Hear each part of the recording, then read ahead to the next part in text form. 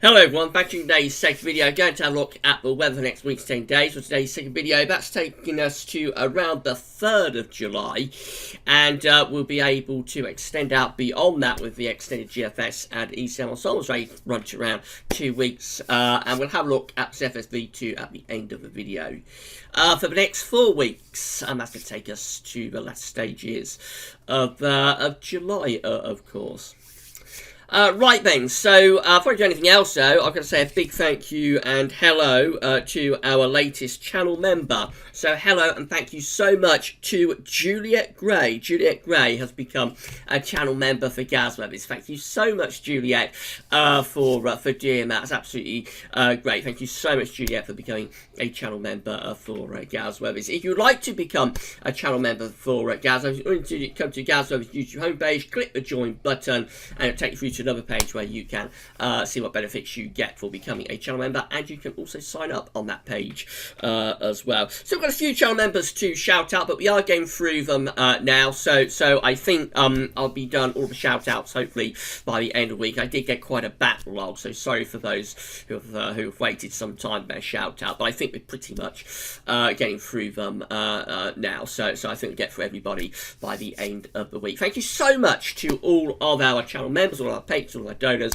It's absolutely great and absolutely fantastic the support that you have given to GavsWeatherVids over these past few weeks and months while I've been going through this dreadful coronavirus crisis. It's absolutely amazing. Thank you so much for doing that. Happy birthday to channel member, patron and donor Shiram. It's Shiram's birthday today, so let's all say happy birthday to Shiram. And have a great day, Shiram. Right, so I'm also going to say about the subscribing. So we have just about clawed our way to 6,880 subscribers. We're on a knife edge. When you watch this video in an hour or so's time, that may be back down around 6,878, 79, something like that. It's just on that knife edge of being between 687 and 688. But yeah, the subs have slowed down quite a lot over the past 2 or 3 days, so I'm still unsure whether we'll be able to do this 7,000 subscribers by the end of the summer target that I've set myself. I am struggling now to put the subscribers on, so if you haven't subscribed yet, then please do subscribe to GavsWeatherVids YouTube channel. We are trying to get to 7k subs by the end of the summer.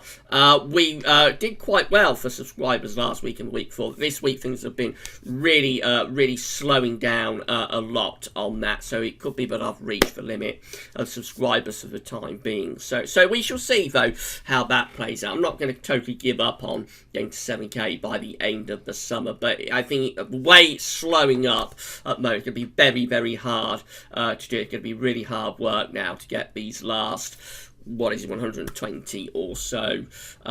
So yeah, we'll see how it goes. Anyway, if you haven't subscribed yet to the YouTube channel, then please subscribe and click all notifications as well. You'll then be notified when we're live streaming and releasing content. Thank you so much, everybody, for doing that.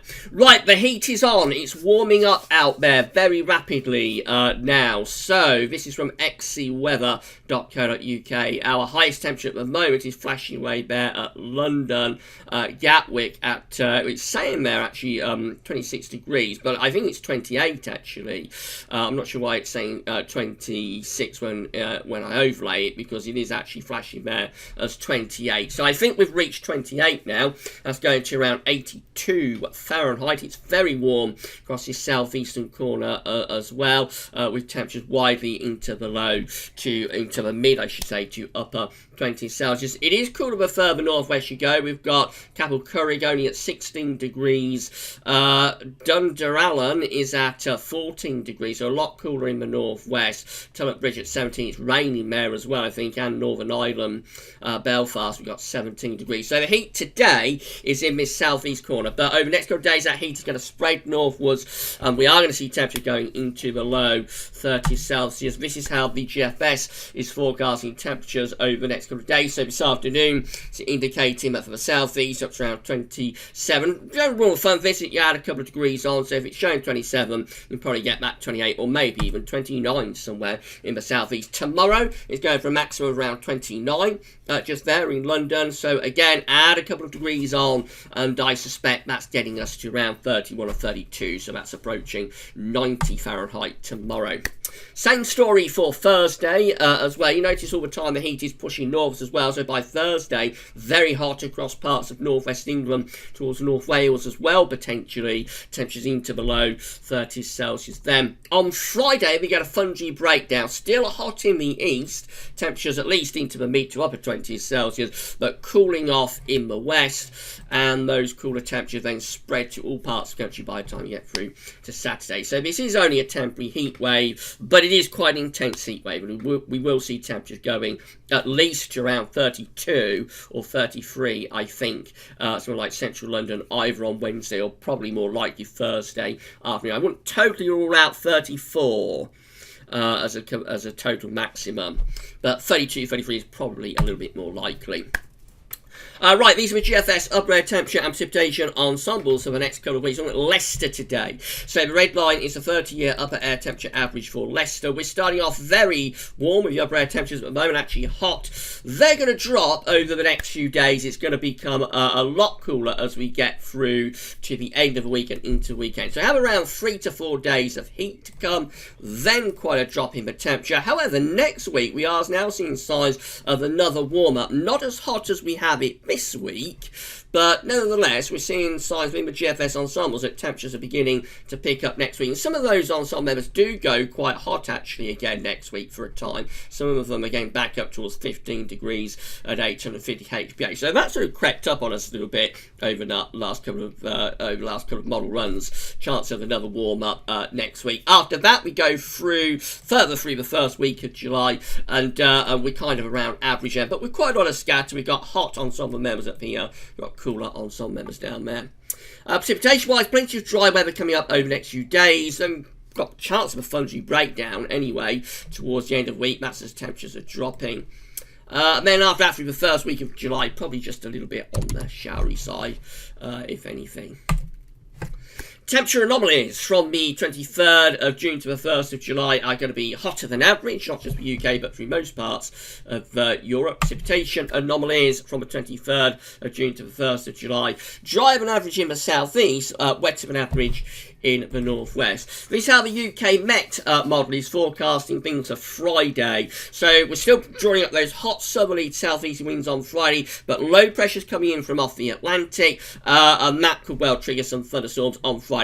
Those of you that are waiting for storm watch, it won't be today because I like to get the fungi potential into the high res time frame of the models, which we're still just outside the high res time frame of the models at the moment, Friday. So it will probably be tomorrow, more likely maybe actually Thursday morning. It could be the first video up on Thursday. We will have a detailed look at the fungi potential with this. We're doing a live stream tomorrow night as well, by the way, from 6 o'clock, so we might have a look at the fungi potential then. But I think we'll definitely do a storm watch this week, but I would anticipate it'll either be later tomorrow, probably as we're live streaming though, tomorrow, more likely to be Thursday morning, and then Friday will be well and truly within the high resolution time frame of the models. So Stormwatch is coming, but not yet. By the time we get through to Saturday, we're into this cooler, fresher westerly wind, and that will be bringing plenty of showers with it. And then we go through to Sunday and through to Monday, and we have further showers, particularly in the north and the west, and temperatures will be quite cool as well.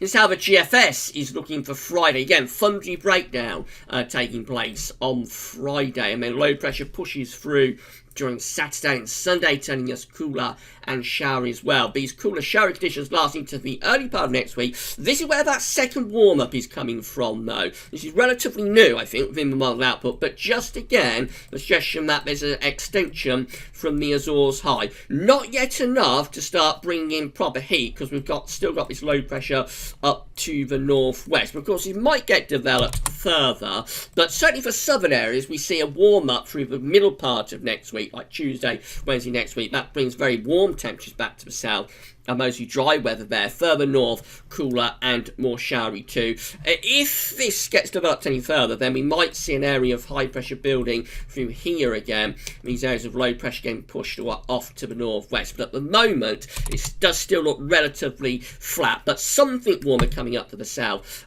through the middle part of next week. And then the second half of next week, we go back into those cooler, showery westerly winds up to daytime, which is the 3rd of July. Into more extended range, quite cool, unsettled and showery conditions for the north and west. Always a little bit drier and warmer down across those more southern counties up to the end of this GFS run. The GM looks like that. So again, we're breaking down the heat wave on Friday, producing big showers and thunderstorms. Then we go into this cooler, fresher push of winds over the weekend, although probably still relatively warm actually down in the south. Early next week, again, there's that extension from the Azores high into the south, probably brings a reasonable amount of dry and quite warm weather to southern areas through the early middle part of next week. Northern and western areas will be a little bit more unsettled. Up to day 10, again, low pressures rolling in off the Atlantic with further showers, longer spells rain, particularly so up in the north. That gets us to the 3rd of July.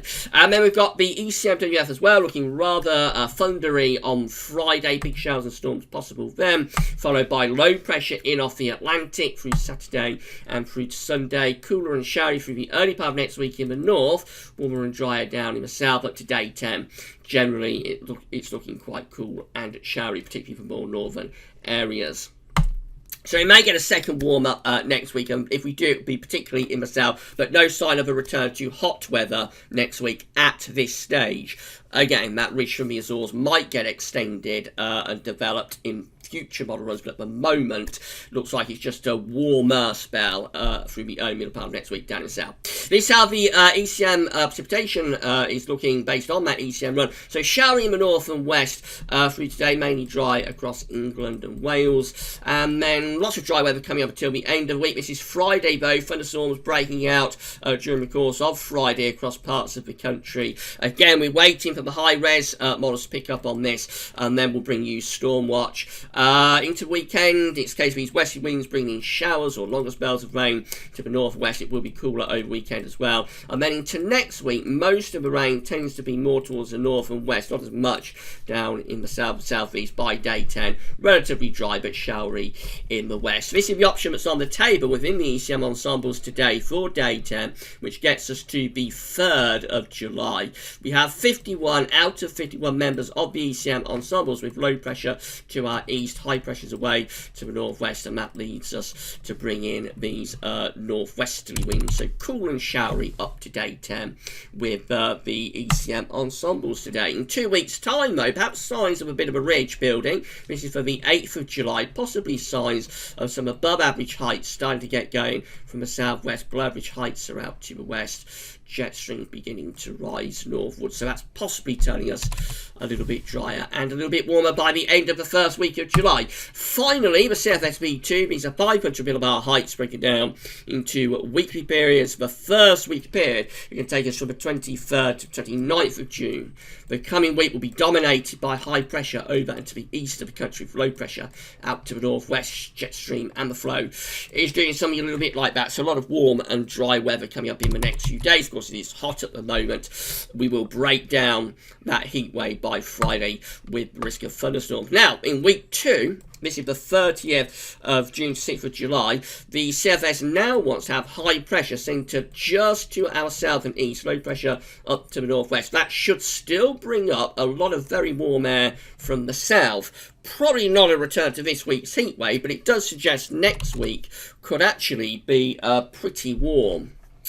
Then we go through to week 3. This takes us from the 7th to the 13th of July. Low pressure developing to the north, high pressure slipping southwards. That's reverting to kind of like a westerly. Most unsettled in the north, driest in the south, and probably a little bit on the cool side for northern areas. Anyway, by week 4, we're into probably unsettled weather. This is the 14th to the 20th of July.